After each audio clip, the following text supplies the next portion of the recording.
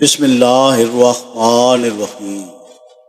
علم سمجھداری سے کام لینے کے بیان میں ہم سے علی بن مدینی نے بیان کیا، ان سے سفیان نے، ان سے ابن ابی نجیح نے مجاہد کے واسطے سے نقل کیا۔ وہ کہتے ہیں کہ میں عبداللہ بن عمر رضی اللہ تعالی عنہما کے ساتھ مدینے تک رہا۔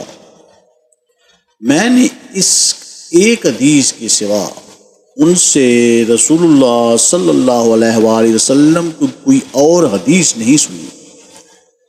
وہ کہتے تھے کہ ہم رسول اللہ صلی اللہ علیہ وآلہ وسلم کی خدمت میں حاضر تھے کہ آپ صلی اللہ علیہ وآلہ وسلم کے پاس کھجور کا ایک کہبہ لایا گیا۔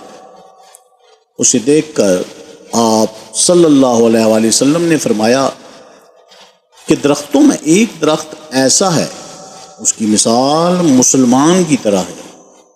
ابن عمر رضی اللہ تعالی عنہما کہتے ہیں کہ یہ سن کر میں نے ارادہ کیا کہ عرض کروں کہ وہ درخت کھجور کا ہے، مگر چونکہ میں چھوٹا تھا اس لیے خاموش رہا۔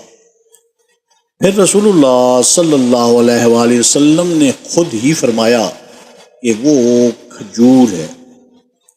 اللہ تعالیٰ ہمیں احادیث مبارکہ پر عمل کرنے اور اس پیغام کو ہر انسان تک پہنچانے کا ذریعہ بنائے۔ آمین یا رب العالمین۔